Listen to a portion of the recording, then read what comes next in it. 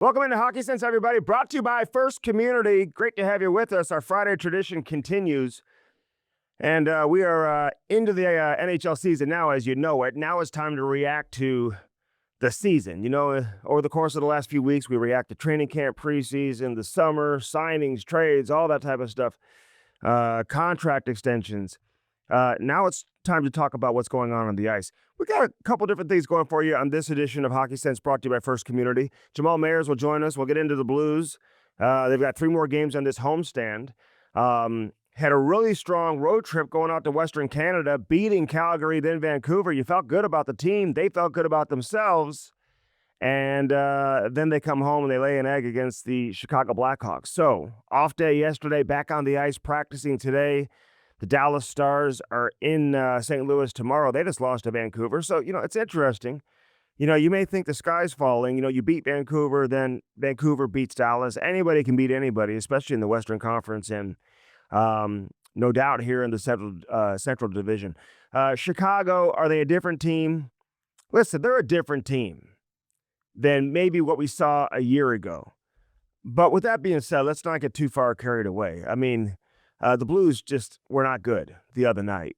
And when you give teams in the NHL those type of opportunities, grade A chances, defensive breakdowns, turnovers in your own end, and you hand it to the other team, guess what? The end result is going to be 8 goals against. And that's exactly what happens. So, yeah, they've got Nazar, they've got Bedard. Listen, they've got all these young players who are going to be really, really good. In the case of Nazar and Bedard, they already are good.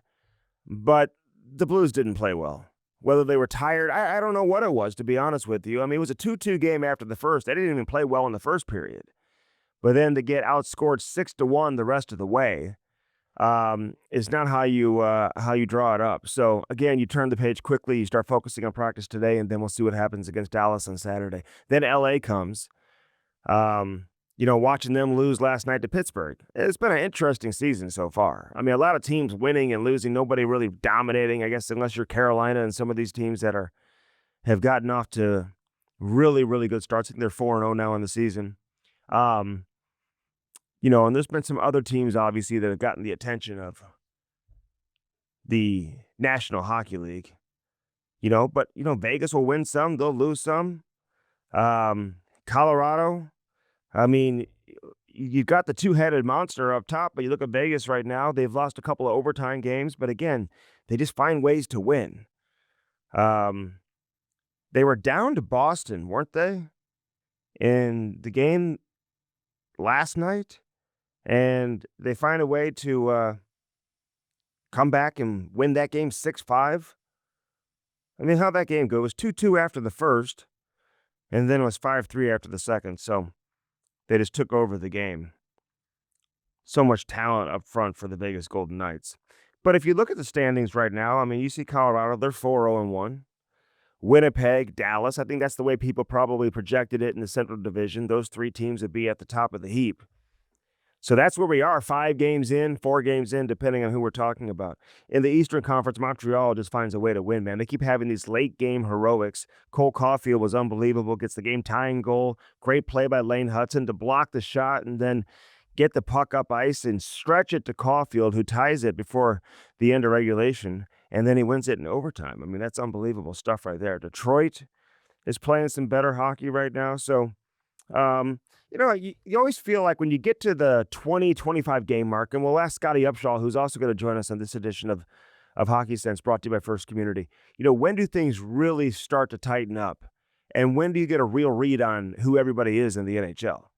Some people would say American Thanksgiving. I mean, everyone, has different ways of defining when that moment is. But I don't think we're there yet. So even for teams who are struggling, unless you're Buffalo, Tampa Bay, for example, they're 1-2-1. I don't see them panicking a whole lot. Ottawa, they're going to be in an interesting situation not having Brady Tkachuk now for the next month and a half, potentially even 2 months. How do they handle not having their emotional and best player, their emotional leader and their best player? Usually they're not the same player. Your emotional leader isn't always your best, most talented player, and that's the case with Brady Tkachuk in Ottawa. Florida got off to such a hot start. I think they won their first 3 games. They were one of only 3 teams in the league that won each of their first 3 games, right? It was Florida, Seattle, and Carolina. And, you look at Seattle right now, um, they're 2-0-2. So they were undefeated, I guess, through the first 2 games. Nonetheless, Florida, they're 500 now. So they win their first 3, and now they've dropped a couple in a row. So you just don't know. Let's let things kind of play out a little bit. But I did like the Blues road trip, and there were a lot of positive things there. They didn't really have everybody going at once, but Jake Neighbors has gotten off to a great start. He's got 4 goals on the season right now. And, he's got so much more in his bag offensively than I think people give him credit for. He almost scored 30 goals a couple of years ago. He might have gotten to 30 if he didn't have that late season injury that prevented him from playing the last, handful of games in the regular season. Maybe he would have gotten to 30. But he can score in different ways.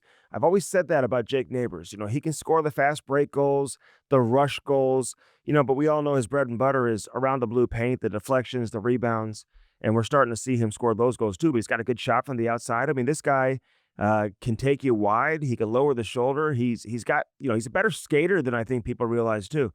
So, it was good to see Holloway get a goal the other night against Chicago. They need to get him and Kyrou and these guys going, and eventually they will. Robert Thomas too, just a little bit of inconsistency here in the early going, but there's been times where he's looked phenomenal, specifically going back to that Calgary game. He had a great game against the Flames. So, again, take a deep breath. Defensively, I think is where the issue is right now with the Blues, just in terms of tightening things up. And we're not used to seeing St. Louis give up the type of chances, the scoring chances they're giving up right now routinely. Just the odd man, breaks against the grade A scoring chances in the slot, in front. Those things we don't typically see with the Blues, no matter who the head coach is. And you want to see that get corrected. A guy like Logan Mailloux, you just have to remind yourself. I said this last week that we may not be able to judge this trade or really understand who he is at the earliest until Christmas next year, and it may even be, after that. But there's no doubt that, some of his inexperience is showing, but you have to play him, and he's going to have to find a way to fight through it because it's not all bad. I mean, there's moments where he looks good, and there's moments where he looks like a guy who's only played 10 games in the National League. So you're going to have to give that some time and live with the growing pains of a young defenseman in the NHL. If you're going to play him, you got to live through the growing pains. And you can't expect him to come in and play like he's played 400, 500, 600 games. It's just not realistic. So that's where we're at with Logan Mailloux. But I'll tell you the one guy that I want to see get going is Philip Broberg. He has so much talent. I thought he had a pretty good preseason, good camp. And you just want to see him get back to using his skating and being aggressive with the puck on his stick, getting up ice, creating offensively, and obviously getting back and defending at a high level as well. But you want to see him using his skating and doing what he does best with his ability to, beat the opposing team up the ice just with his skating and get a lot of, grade A scoring chances as a result. So we really haven't seen that play with Mailloux the last couple of games. I mean, again, everyone's just trying to find their way. Tyler Tucker has had some really, really good moments. He's had some tough moments, most of those tough moments being tough luck, but they just haven't found their groove yet right now defensively. And I think that's the biggest issue. And I think if you're going to talk to Jim Montgomery right now, what do they want to clean up first? What's the number one order of business right now for this team? It's to clean up the issues that they have right now defensively. But the elephant in the room, Joel Hofer, for as great as he was in Calgary, it was pretty much the exact opposite against Chicago. And it doesn't matter if you're playing the Chicago Blackhawks or the Colorado Avalanche or the Toronto Maple Leafs. It doesn't matter who it is. When you basically gift teams scoring chances and goals, it's tough to win those games. And it's hard enough to win as it is. You see so many one-goal games. It's almost turning into like football, where it's always like a one-possession game, even though a team gets dominated the first 3 quarters, they just find a way to be in position to tie the game or even win the game late. Typically in the NHL, you're really never out of a game. But the Blues were out of this one after the second period and during the second period. So that was unfortunate to see. But yeah, Joel Hofer, he didn't have his game. But you know how good he's capable of playing. You know, there's a fine line, I think, with some of these goaltenders who are high risk goalies with the puck on their stick and have so much confidence behind the net and below the goal line with their ability to, act like a third defenseman and move the puck and handle the puck. Um, it's all good until you're giving other team grade A chances. And Jordan Bennington did the same thing in Vancouver, but he was able to recover and make the save. You just don't want to get in the habit of doing that. So are they overhandling the puck? I don't know. I'll be curious to hear what Jim Montgomery has to say about that. Because I think he allows his guys to be aggressive, get out of the net, play the puck because they're so good. It gives the Blues such an advantage when these guys are on their game with their ability to play the puck and their handoffs and just the little plays they make throughout the course of the year or the course of a game. But the passes up the middle of the ice, I mean, even in the Calgary game, I mean, Hofer connected on a number of them, but you were like, "Oh my god, really?" Like, you're going there when you're not in the net and you're passing it up the middle of the ice, you better be 100% sure. So, again, miscommunication between he and Pavel Buchnevich in the first period against Chicago, but that just kinda set the tone for the game, in my opinion.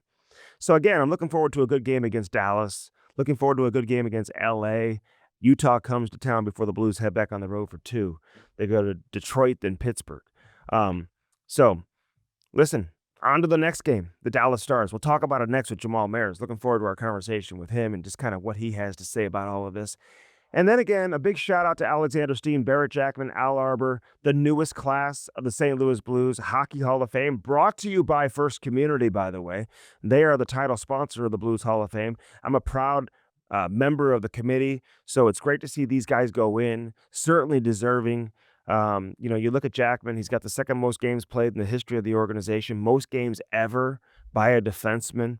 A draft pick here, won a Calder Trophy, obviously had a great run, and was considered a very good player here for a long time and well-deserved to go in to the Blues Hall of Fame. And the same with Alexander Steen, a Stanley Cup winner, who was, at the top of his game, considered among the best two-way forwards in the National Hockey League. He could play center, he could play wing, responsible. He was so locked and dialed in when it came to the details of the game.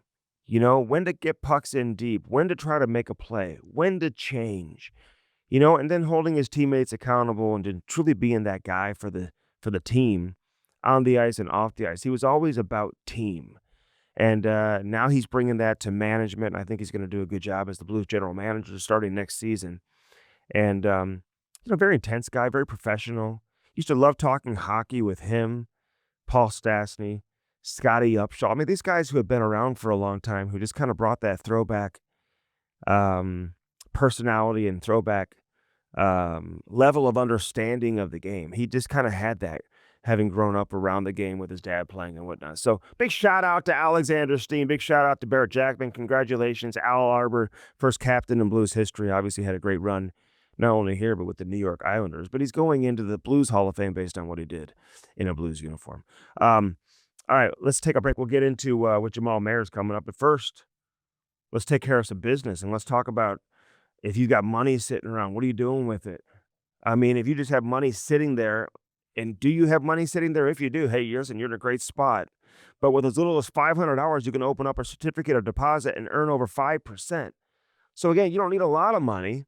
As little as $500, 5%, you can open up this certificate of deposit. It's a really good rate, by the way, that 5% rate. Unlike most high-risk investments, your money is totally safe because it's guaranteed. So you don't have to worry about your money not being guaranteed. If you don't want to tie up your money at all, you should consider a money management account. The more you invest, the higher the rate. And then there's no monthly service charge. So everyone wants to avoid these monthly service charges. You don't get these with First Community. Your money's completely accessible to you. So whenever you want to withdraw it, it's available to do so. Whatever you do something with your money that makes sense. Make it work for you and keep it safe. That's the most important thing. Firstcommunity.com. Check it out. Ask some questions. Talk to some experienced bankers and let them help you handle your money. No better source to go to than the people over there at First Community. Dirt cheap, fun, your one-stop party shop. Get that delivery today. And again, if you use the promo code BLUES, you get free delivery. And there's so many different locations. They deliver within a 10-mile radius of where you're having your the things that you buy, your products delivered to you. If you're within a 10-mile radius from where you're ordering it from, they'll deliver it to you, and they'll deliver for free if you use the promo code BLUES. Don't sleep on the party supplies at Dirt Cheap. If you've got Halloween parties coming up and everything else, check out all the paper goods they have there at all the Dirt Cheap locations. Best selection of beer, wine, and booze that you'll find anywhere. Halloween decorations, everything. Big supporters of the Blues, the Cardinals, a lot of different people here in St. Louis, and we love having them on board with us here on Hockey Sense, brought to you by First Community. Dirt cheap, fun, your one-stop party shop, baby. Blue Note Roofing, 314-920-5713. Again, 314-920-5713 for Blue Note Roofing. Gutters, soffit, fascia, siding, whatever it is you need. Let them come out and give you that free estimate. They'll come to you. David Novak, big-time supporter of Blues hockey everywhere. This guy supporting Blues hockey, season ticket holder, and loves the game. He'll talk pucks with you as well. 314-920-5713 for David Novak and Blue Note Roofing. Lordo's Diamonds. Listen, get that special someone something special in your life. Do that and do it today. LordosDiamonds.com. There's a reason why they've been around for over 70 years. Can you believe that? Mike and Jimmy just flat out getting it done. Best customer service you'll find anywhere. If you're looking to pop the question, no better selection of engagement rings anywhere in St. Louis. And they will treat you with unbelievable customer service. You won't get better customer service anywhere. And that's why people continue to come back. And that's why they make Lordo's Jewelers their jewelers for life. But I mean that. If you go in there with a $500 budget or a $100,000 budget, guess what? You're going to be treated exactly the same. Trust me. I know that. And they will take care of you. Mike and Jimmy, Pat, everybody over there at Lordo's Diamonds. Again, LordosDiamonds.com.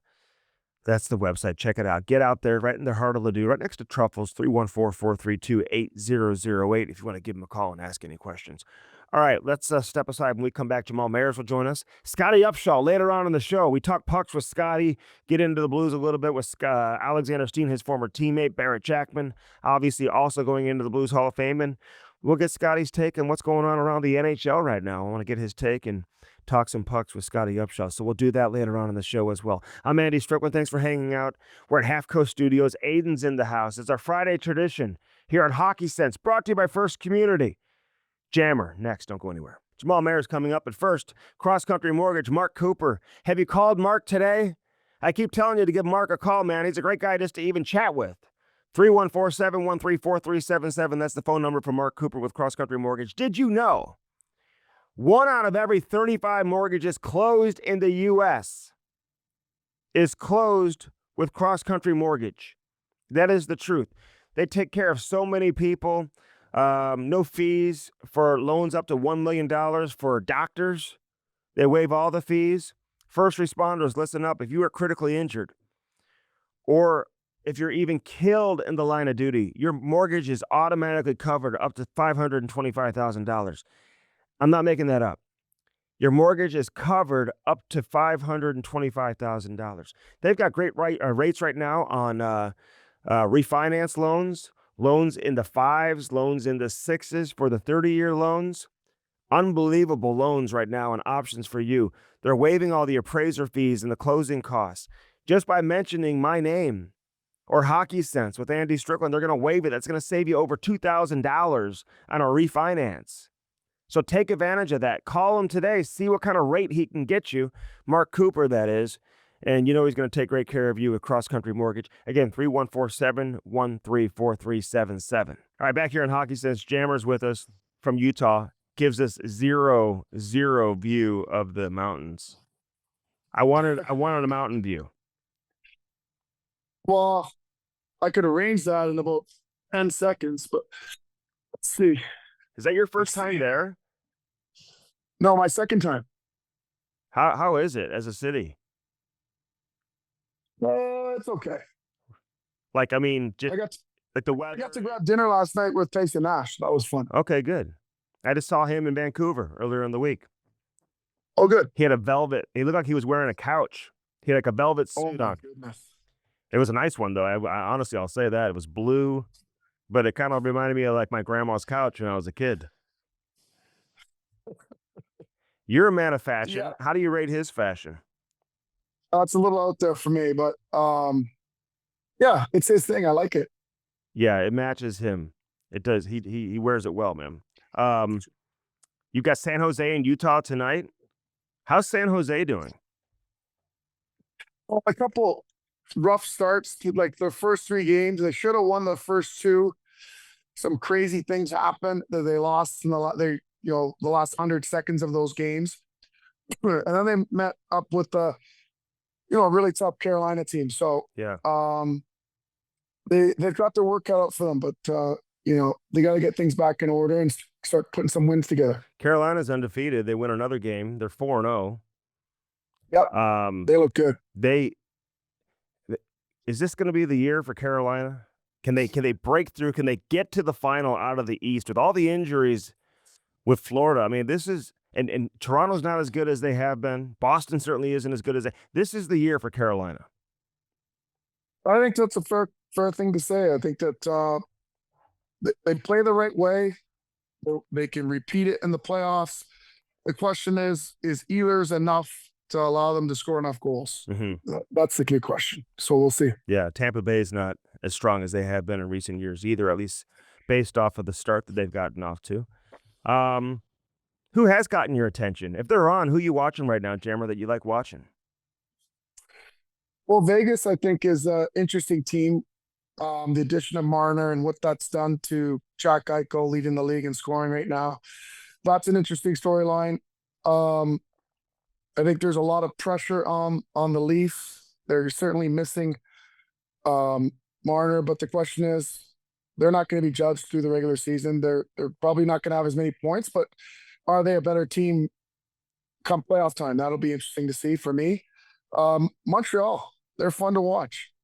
They're a fun, exciting team. Marty's got them playing the right way, and they're starting to believe there. So it's pretty cool. I mean, they are the poster child for teams who just truly want to be patient and build through the draft and just sprinkle in one elite player after the next, and then eventually become a competitive team. Because it wasn't always pretty the last couple of years, but you just stay patient with it. People kept saying, "Hey, they're going to be good." Can they sustain this? I mean, based off of what we've seen so far, are they good enough to sustain this throughout the course of the year? Why not? I think that they're an exciting team. They play an exciting brand. They're getting good goaltending. They can defend. They're a fun team to watch. I think Marty's got a good thing going there, and I'm not surprised in the least. What do you think of that Lane Hudson? I mean, he makes an unbelievable play last night. I don't know if you saw it, Jamal, but like with the goalie pulled, he like makes a save. Oh, he stopped. Yeah. And then he stretches the puck up ice. I mean, just a bullet right on the tape to Cole Caulfield, who is just full of late game heroics right now. He's done it a couple games in a row. This guy's been incredible too. Yeah, they're a fun combination to watch, aren't they? And I think that Lane's vision is remarkable. I think the dollar value that they got, I think, what is he at, like 8.5 or something? Like that's going to prove to be a discount bargain price. In about 3 years, everyone's going to be thinking his counterparts are going to be making 13, 14. So it's a fantastic deal that they got done early. Yeah. I think in exchange for the AAV, they had to give him so much signing bonus money, and I think that's what got the deal done. He's getting a lot of signing bonus money, so I guess that can make a difference too with these young guys. But you're right. It's amazing that's where we're at in the NHL right now, Jamal, where we're saying 8.5 for a guy who's played 1 year in the league is a team discount, you know? It is, but I think there's a couple things at play here, right? Like, you have to lock up your better players. And the second thing is they're trying to get ahead of the market because the market's going up. And I think it's prudent to get it done early for that reason, especially when this isn't a one-off. This guy is legit. Yeah. And these young guys are able to produce as defensemen at a young age. They don't all do it, but the ones that do, man, they're special. You think he could, and Billy Guerin would probably say no. He didn't invite him to the orientation camp, and they've got Hughes, and they've got Werenski, and they've got a number of different players. But If he continues to play the way that could he all of a sudden play his way onto the radar for Team USA where it would be almost too hard to keep him off? Or can you not use another undersized defenseman when you have Quinn Hughes already quarterbacking your power play? That's only a question that Billy could answer. I don't think he'd be prepared to say you can't play his way on the team. Um, I think something would have to happen, like an injury or something like that. I think just the construction of it, as you laid it out, you can't have too many of the same people, Yeah. right? Like, so that'd be the only reason why it pushes him out. But yeah, he's definitely going to put himself in the conversation. And again, he's young. I mean, you still have the World Cup now and 2 years from now, and I mean, there's a lot of international competition and tournaments coming up with the World Cup, and then another Olympics 4 years from now where this guy is gonna really be hitting his groove. So these guys are gonna have opportunities. You know, the Cutter Gauchiers, all these guys. Hey, what's it been like seeing Joel Quenneville back behind the bench? I feel like they've given, Anaheim a little bit of a jolt there. You know, they've got some good young players, and they've won some games here early. Yeah, and they're an exciting team. Really happy for Joel. Uh, it's an exciting time for Anaheim. They should be excited. They're heading in the right direction. They've got a lot of really good young players, and they're being led by one of the best that'll help these guys become the consummate pros and have fun while they do it. So I'm sure he's got them working, and they're gonna love his 37-minute practices, his 42-minute practices, and get on, go hard, and get off, and keep your energy for the games. All right, so St. Louis, they give up 8 goals to Chicago the other night. I mean, some of them were just complete giveaways, just gifts, giving it to Chicago. Um, hadn't seen St. Louis perform like that defensively in quite some time. Are those games hard or easy to turn the page on? I think they're easy to turn the page because it's such an anomaly, and there's no sense in dragging their face through watching that or going over and over again. I think it's an opportunity to hit reset. It's an opportunity for Monty to get the attention of the players once again early on and get them back to the standard that they have to play at and compete at. And it starts in the defensive zone for every team. And if you're not committed to doing those things, then you're going to get exposed. And I think that they got to get back to work, back to what makes them, what their identity is. I'm sure a lot of the conversations are going to be that. And the good thing is they have great leaders, so they'll be able to get it back in order really quickly. Yeah. 13 goals against in 2 games on home ice. So they're going to want to correct that. What's the fine line, Jamal, with these goaltenders who have so much confidence leaving the crease and playing the puck? That they're so good at it, both Bennington and Hofer. But when you make these high risk plays, I mean, you just got to be 100%, right? Because when you do turn it over and you're giving up goals, I just think that can just completely deflate the team. Yeah, I agree. I think Benner is probably now one of the top 3 in the entire league. I don't put Hofer in that category in regard to playing the puck. It's probably difficult when you see your partner doing it so effortlessly all the time, and it makes you think, "Oh, I should do it too." I would prefer if you're not Marty Brodeur, Ed Belfour, just stay in the net. Marty Turco. Yes, just stay in the net. We have 2 defensemen. Just push it to the corner for them. Stop it behind the net for them. Please just stay in the net. We can't do your job. Yeah. But he is so good at it, though. You know what I mean? Like, he is an elite level puck handler for a goaltender. I mean, the guy is so good. Both of them, he and Bennington. It's a big part of their game. So, again, how do you balance that out? I mean, do you live through the mistakes, or do you just kind of say, hey, just tone it down a little bit here?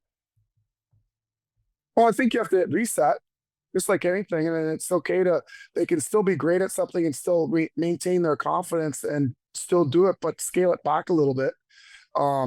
Not suggesting that they don't stop pucks, that they don't continue to do that, but I think it's very fair that even internally, mentally, they're gonna feel a little bit nervous to do it the next time. So I would think he'd have that internal, self-checking point to be able to say, okay, I got to dial it back a little bit, and I would expect he would do that. Yeah. You've got to remember Logan Mailloux is 22, doesn't turn 23, I think, until April. Um, he's only played, what, 12 games in his career? And you made the trade. So when you play a young defenseman, I think you have to live through the growing pains, right? This guy has all the tools, Jamal. I mean, there's no reason to assume that he's not going to be a high level NHL defenseman when you look at his skill set with his ability to skate. He's got a real mean streak. He can play with the puck. His role isn't quite what it will be, and they're hoping eventually, probably, that, he can leapfrog Justin Falk and, move into the top four and become that guy. But I do think you have to be patient. And I know people look at the Bolduc trade. Listen, you're going to have to evaluate this, not now, but probably a year from now is when you start the evaluation process, and then beyond that. But you just have to remind yourself, hey, you're playing this guy, and you're going to have to play with, through some of the bumps in the road that come with a young player playing that position. I agree 100%. The challenge for me is going to be this: is like, what are the moments where you have to take him out of the lineup? What are the moments? The communication to me is going to be the key, because ultimately you want this player to be a confident player, but you also can't let him go out there and continue to fail. So you're going to have to hit reset. You're going to have to take him out of the lineup on occasion. It's how the communication is laid out. And what I mean by that is making him feel like he's on track for what you expected. You don't want him to think I'm behind what you expected, because then he's going to lose confidence. So the communication to me is integral on how they hit reset with him, allow him to maintain his confidence, let him know that this is part of the process, that they expected it to be a little bit bumpy at the beginning, and that the goal is that he's an everyday guy come January, February, and that's exactly what they expected. And if he exceeds those expectations by a couple months, that even better. But if they kind of go and give him a feeling like they're disappointed, he's going to lose confidence, and you're not going to see the player you want to see. How does that impact a player like Broberg, who has spent some time now playing with him? He started the year playing a little higher in the lineup. They made some tweaks, and Tyler Tucker moved up the lineup, and you had two younger guys playing together, and Mailloux and Tucker. But now Broberg, whose game is predicated around his skating. He likes to get up ice, get ahead of the opposition, create chances with his skating. When you have a young partner, does that prevent you from being able to, kind of play that gambler game that we've seen from Broberg, who likes to, get the puck on his stick and go? Yeah, absolutely. It's twofold, right? Just naturally, he's going to do that. I mean, he's playing with a younger guy. He wants to be able to protect him, but also he's got to play his game and let Mailloux figure it out and make those mistakes. I mean, it's challenging, but you can't expect or want Broberg to retreat or to not trust his instincts, because that's what makes him so good. What about a guy like Kyrou right now, who hasn't scored? I mean, as a goal scorer, I would imagine he's going to be pressing. I felt like he was even going into the previous game, maybe the last couple of games. Jim Montgomery even said as much. He had a nice assist on Holloway's goal. Holloway gets his first of the season, so I know that's some weight lifted off of his shoulder. But you just wonder, for these guys who are so used to scoring, when they don't score early in the year, how much that pressure can build. Yeah, it does. For every player, right? Like, you always want to get that first one out of the way, and it's kind of just helps your confidence. Even like a third or fourth line plug like myself, you want to get that. You don't want to wait 8, 9, 10, 11 games. And I think that as he keeps looking at it and looks like donuts, it's going to start to affect him, and he's going to press, and that's not going to be good for him or the team. So, you hope that he gets one on the power play. You hope one goes off his shin pad. You hope he gets a lucky one, because usually those goal scorers, they get him in bunches. So I wouldn't worry too much about him. It's more probably an internal struggle for him mentally. But once he gets that first one, he'll get off to a good start. Yeah, I would agree, because they get so streaky, especially him. He gets really streaky. Yeah. Oh, What do you think of the power play, though? They've got two units. How does that, because sometimes you always hear about offensive players, you get those touches in the power play, it gives you confidence, even if you don't score. But when you have two units and he's not on a unit with Thomas and Fowler and Snuggerud's out there right now, I mean, that unit typically is going to get the first opportunity unless they're on the ice when the penalty is called. So is that tough when you're not hopping over the boards first on the power play? yeah, I don't like it. I think you got to have a 1A and a 1B. You can't, I think you're going to have two. I think you have to have a first unit and a second unit, and a clearly defined second unit, in my opinion. Like, guys are so good. They're in such good shape. The good players can stay on the power play for a minute and a half, and it's not a big deal. But, it's usually 2 entries, 3 entries at most. You're in zone. You're not tired. So if you're on that second unit, you're likely only getting 30 seconds. And then your confidence wanes. And then you wonder, why am I not on that unit? And so I don't like it. I like when you load up with one unit. Yeah. Before I let you go, San Jose, they've got the Michael Missin kid, right?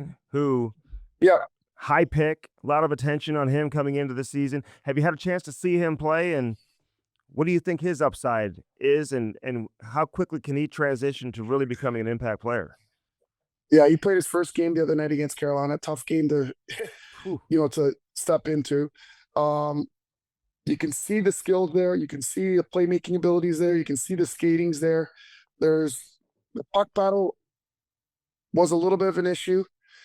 I think some of it is you're not used to the weight and the strength and the size of some of these guys.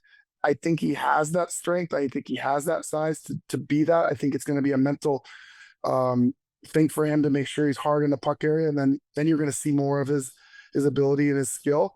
But you could see it's there. Just you didn't really get to see a lot of that offensive side of his game. He's on the second unit power play. That will help him.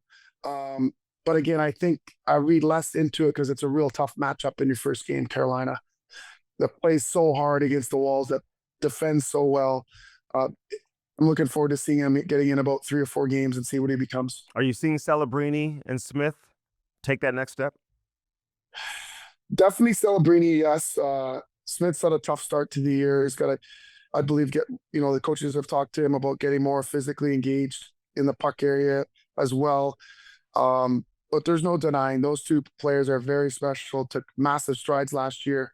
And Macklin, leads this group in literally every category. For all intents purposes, is their de facto captain. So, a very special player that's probably putting too much pressure on himself to perform. So it'll be nice if they get that first win to get rolling and start feeling good about themselves. When do they put the C on the jersey? Get it on there already. He's got an A, I think, at home. They're doing some kind of rotation, but I expect, if not next year, the year after for sure. Yeah, he'll be the next captain.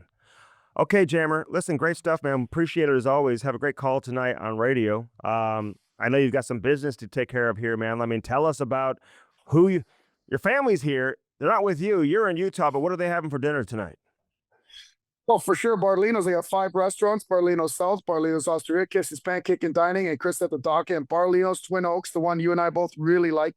Right now, the atmosphere in the bar is so cool. They forge many lasting relationships with their customers. Their family model: cook good food, serve plenty.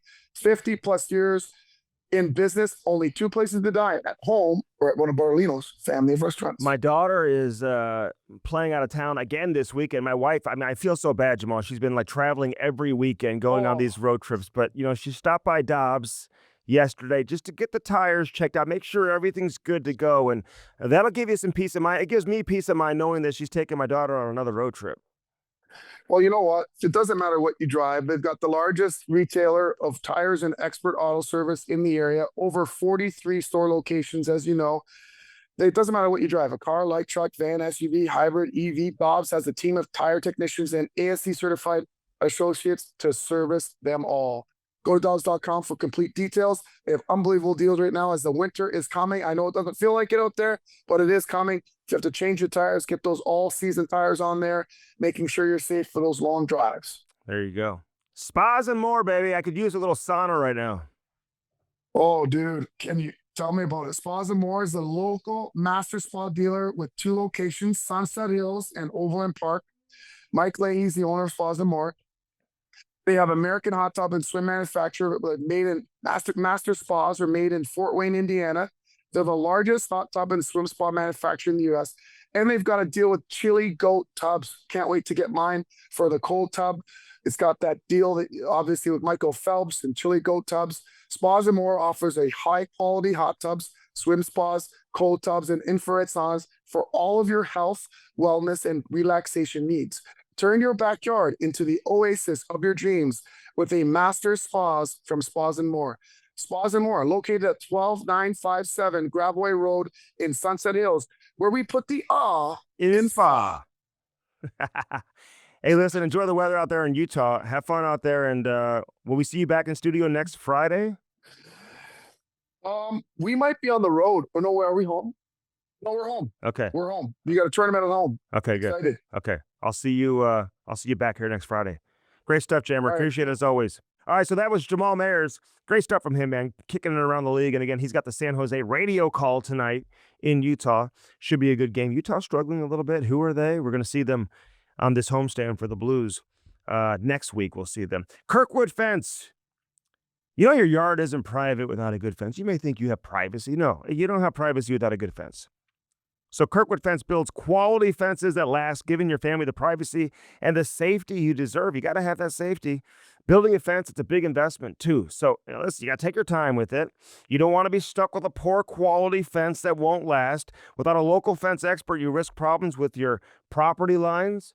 And that's where Kirkwood Fence, they come in, man. They understand property lines, where your, property line is, and make sure you're all taken care of. They take care of the city codes, the neighbors who may have an issue with your fence. Listen, they handle all of that, all of it. So when you choose your Kirkwood Fence, you choose trusted experts with over 45 years experience, so you avoid problems and end up with the fence of your dreams.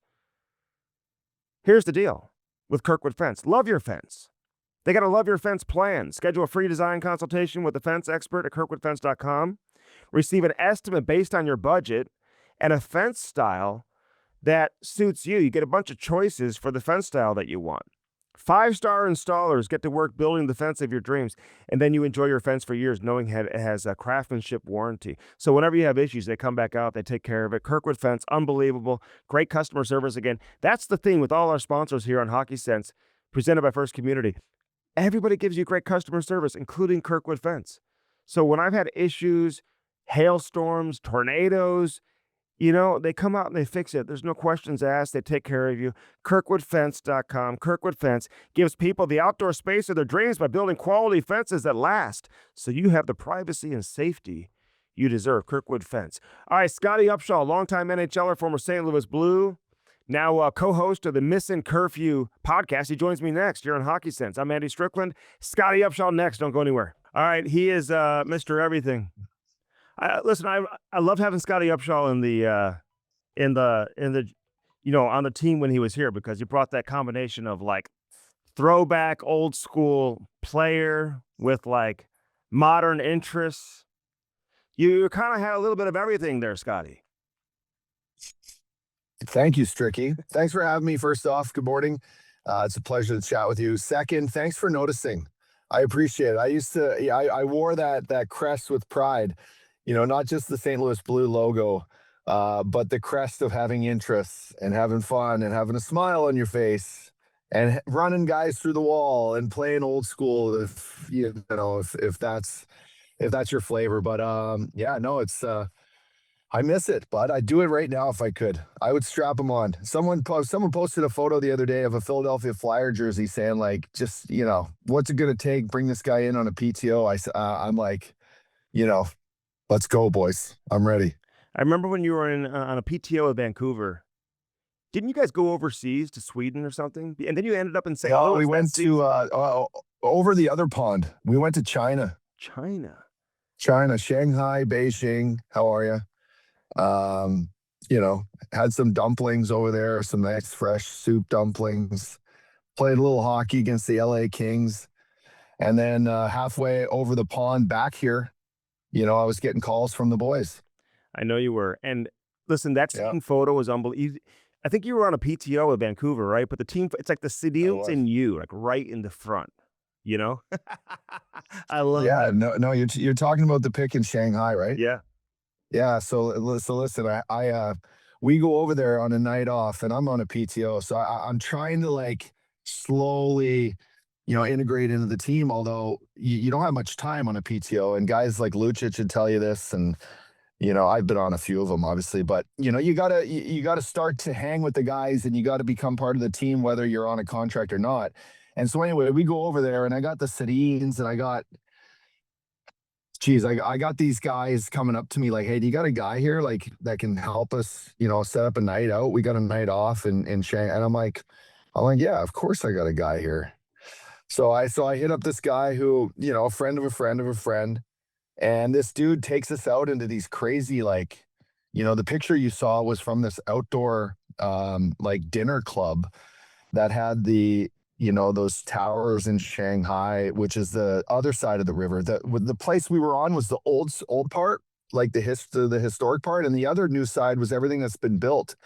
And it looks like spaceships in outer space. So we were at this crazy club, and leave it to me to find a guy in Shanghai to take the boys out for a little pre-camp party.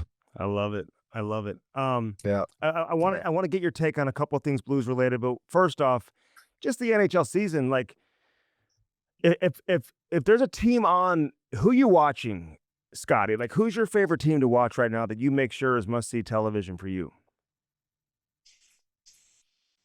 I mean, it's so early that it's just nice to put on hockey, all summer. Summer gets long this time of year, even though it's impossible to pick games. And I say that because I picked the Blues the other night over the Hawks, Yeah. thinking it was a lock of the century.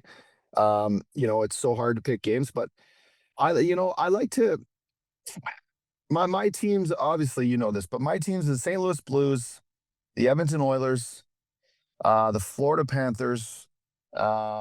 I like to tune into Toronto and Hockey Night in Canada, and shout out to Prongs. I think he did a great job, on his first night, Saturday night with the boys. But, those are probably my four, like, must-see, games if they're playing. And, I like to just check up on these young kids, like Schaefer, for example. Like, I watched him play last night. Yeah. Guy flies. So all the young kids and the hype of the youth coming through the league, I love to check out that. But as the Blues are playing, buddy, it's the St. Louis Blues broadcast. That's for sure. Okay, good. Yeah. Edmonton, they're an interesting team, man. I love watching the Oilers. They're just kind of fun to watch. But then, the Bouchard thing just was interesting last night, and I just kind of caught up on some of the highlights, and I was reading a lot of the tweets this morning. When a player continues to make those type of mistakes, I just wonder how that impacts the rest of the team. Like, at what point do you just say, like, dude, like, when you gonna figure it out? It's not like he's in his first or second year. He's a huge, Yeah. huge piece of that team. Yeah, I kind of caught the bitter end of it also, to be honest. Which, Matty Barzal, like, the guy's a player. He's gonna steal the puck from you, whether you try to toe drag him as the last guy back at the center ice dot or not. He's an incredible player. He made a great play on the goal. But, I think if you peel apart the onion here with Bouchard, it's, the guy shows up in June, right? The guy shows up in the playoffs, and his numbers speak for themselves. That's obviously probably why he got his money and the contract he did, is because he's what he's done in the playoffs. But I just think, to your point, there comes a time in a young player's career where you leave your entry level deal, and you might get a bridge deal, and your team and your management and your coaching staff kind of give you this a little bit of a leash. Like, well, he's young, he's going to make these mistakes. He'll learn from them, but these mistakes they're not just mistakes, they're habits. And they're habits that are forming that cost the team crucial points, whether it's in, October, or it's in, May or June in the playoffs. It's like those things creep into your game, and it's hard to get them out. And I tweeted, because I like you, kind of caught the bitter end of it all. And I was like, holy smokes, this guy just did he just cost the team those 2 points with that goal. Yeah. And it's not surprising. My partner Obi on our show, Missin Curfew, he drills this point over and over again, is that Bouchard just costs the team way too many points for the upside he brings offensively. I just like to see the maturity of him realize, like, I don't want to come back to the bench after making these mistakes and have to look like Connor McDavid and my teammates in the eye, being like, whoops, sorry, it happened again. Like, I don't know what to tell you. Ekholm had a quote this morning I read that said, well, part of his, part of why he's great is because he's easy to forget. Like he's easy to forget his mistakes. I'm like, yeah, but the mistakes are bad habits. Yeah. You can deal with mistakes. And I just, you look back to all the great offensive defensemen that I got to play against, from, the Latangs to Duncan Keith, to Drew Doughty, and now you see McCarr and Quinn Hughes.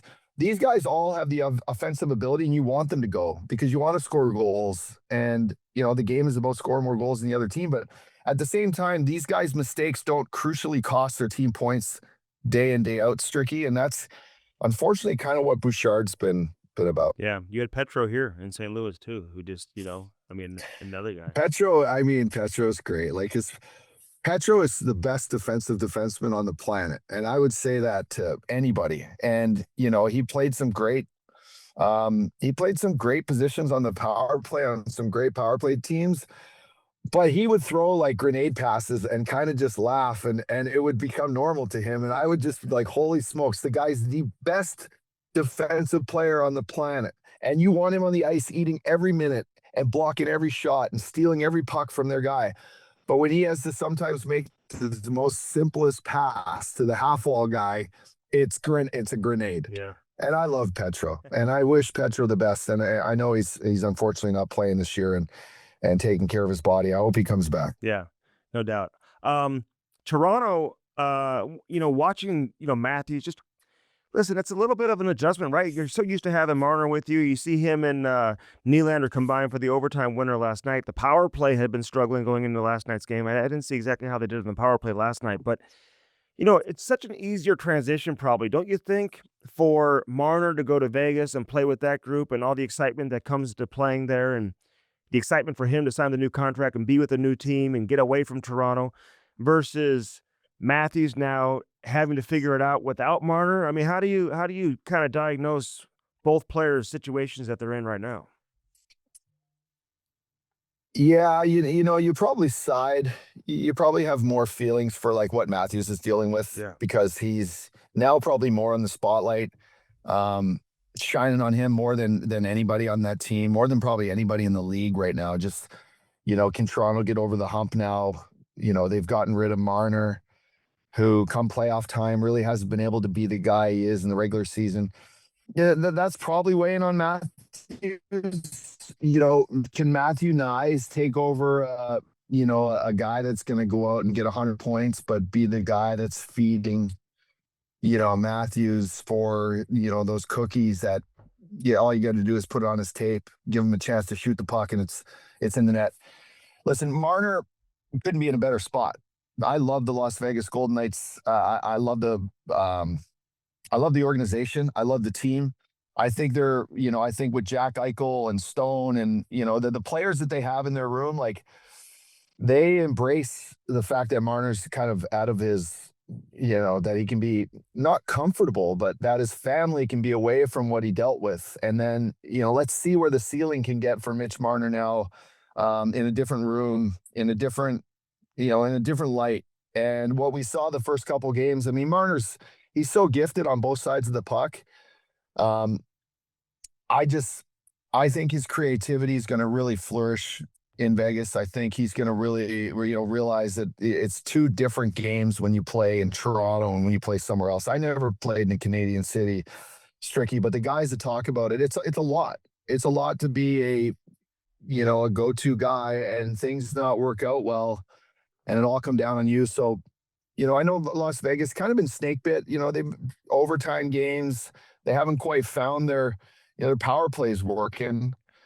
This Russian kid is a sniper. He shoots the puck like Vladdy used to shoot the puck. Oh my God. Dorodeov. How do you say his last name? Dorofeyev? It's insane. I mean, he's shooting the puck better than anybody in the league right now with two of the best, arguably three of the best playmakers, Jack Eichel, Mark Stone, and Mitch Marner feeding him one-timers. It's a nice combo. And you know what? Petro throwing him grenades, so it's working out pretty good for him there. Yeah, no, he is a sniper. There's no doubt about it. What about Montreal, though? They win another game yesterday, like late game heroics, Caulfield, Lane Hudson. Like, you talk about a combination that'll excite and ignite a fan base. who already is excited. Yeah. I mean, that'll do it when you have those two kids doing their thing and just putting on a show every night. Yeah, it seems like, the Bell Center is truly the cathedral for hockey. It's, it's a one of one place to go and watch a game. If you're ever lucky enough to play in a game there, it's the best of the best. And I watched the Four Nations Cup there, the game, that was just electric. And there wasn't a better atmosphere in a rink. And what you're seeing now, these kids are, I'm happy for Marty St. Louis. I think it's a great story for him. I think the guys are playing out of their minds, knowing the situation that they have. They got a good young core. You just mentioned a couple of guys, Lane Hudson locked up, Cole Caulfield locked up. I love their captain. Suzuki's an incredible playmaker, and what he did last night on that overtime goal was just spectacular. These guys are having fun. They're playing in a great city. The Montreal Canadiens, I was never a Canadiens fan personally. My dad hated them. My dad's a Leafs guy. So I'm like, I kind of am like, well, the Canadiens being good again is good for hockey. They got a great young core. The goaltending is there. It's good for hockey. Stricky, It's good for hockey, and they're a good young team. They're a problem. Yeah. And Hudson and Caulfield, that combination is good for hockey too, because of course. How do you keep this Cole Caulfield off the American team right now?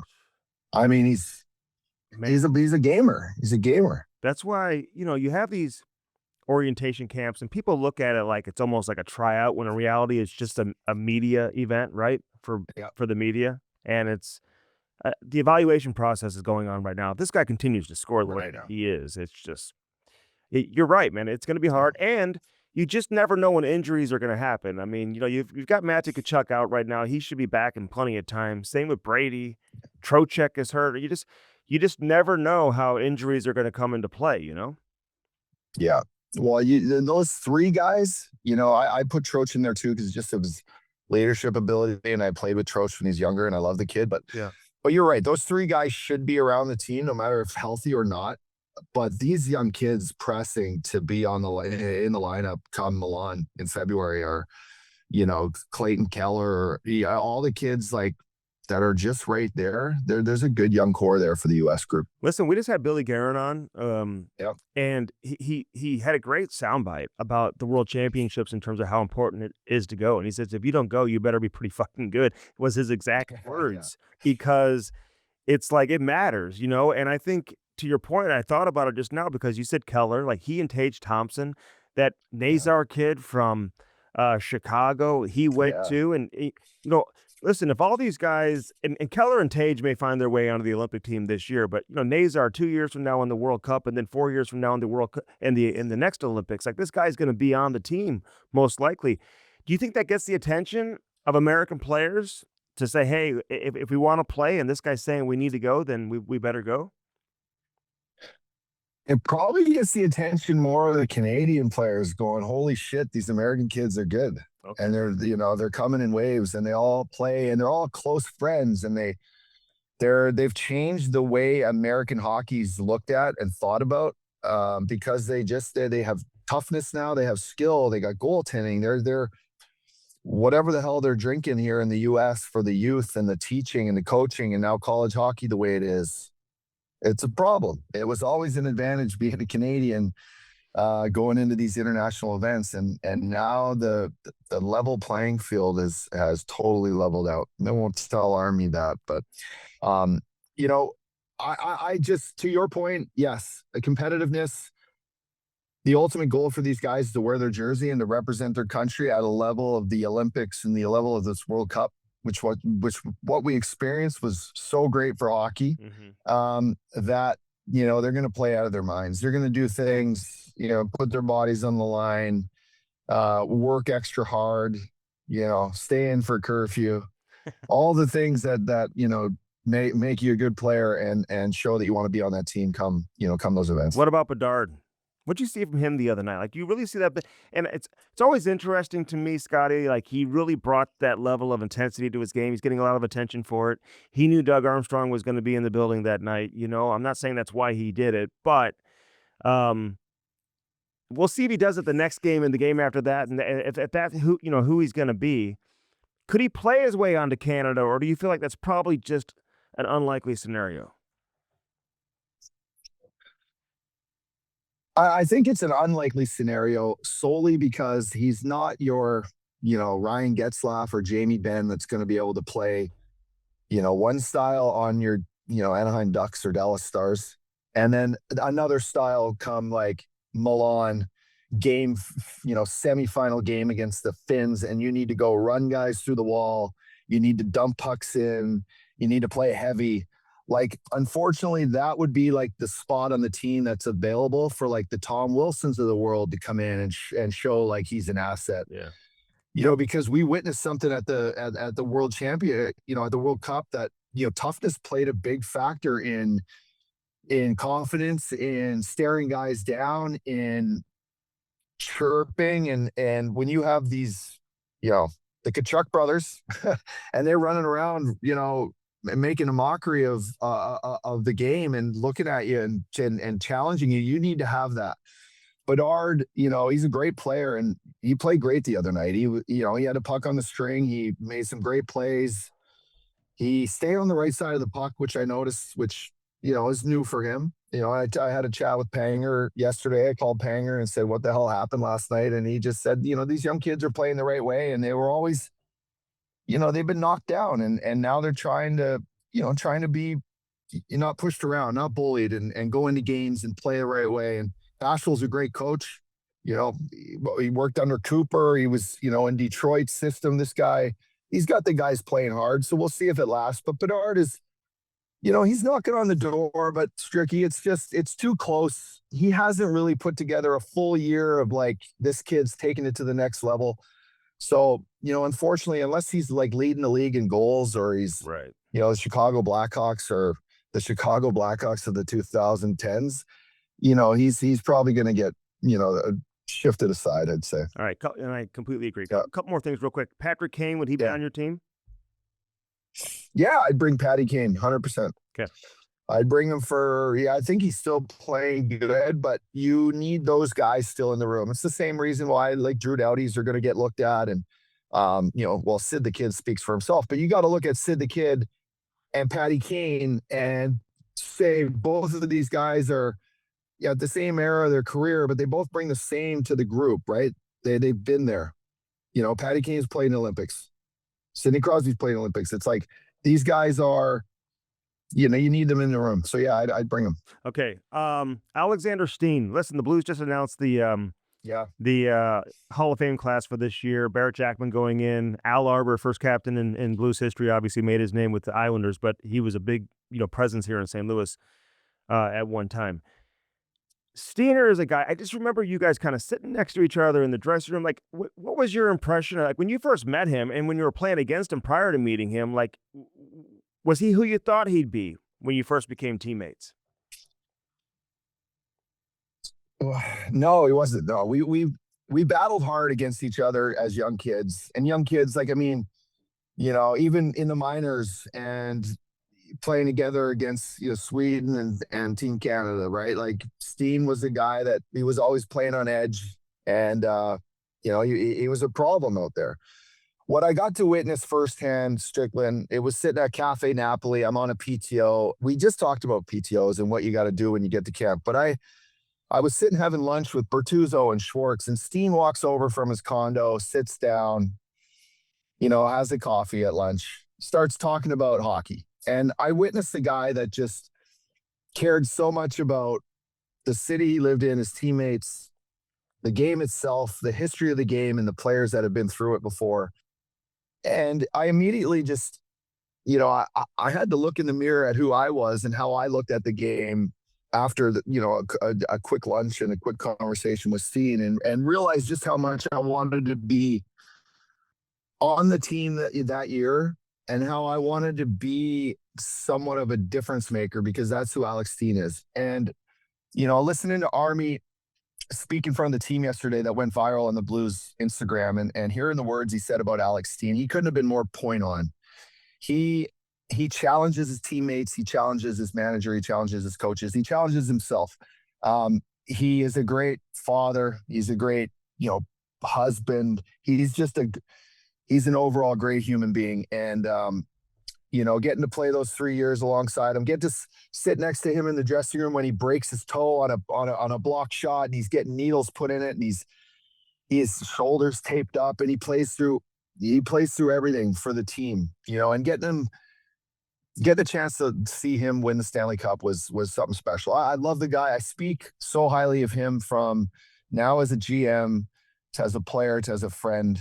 I love the guy. I love Jax as well. Jax, you could put right there. I never got to play with Jax, but from what I hear as a teammate, is one of one. So those two guys, they couldn't have picked two better guys. And now I feel old because guys I'm playing with are going in the Hall of Fames and stuff. It's not perfect, man. I'm like, oh my God. But Alex Steen, man, he couldn't have been a better time. And the Blues are in good hands for the next decade with him, you know, at the helm making the decisions. So you played for Army and you know Steiner. I mean, do you see Steiner as a general manager being a lot like Army or being different than Army? Well, not a knock to Army, but he didn't play. So he didn't play the game, but he knows the game more than anybody. And so Alex getting to like, I know Alex now the last couple of years has really got a chance to mold under Army and, you know, getting a chance to talk to Steiner, you know, off the record about things is amazing.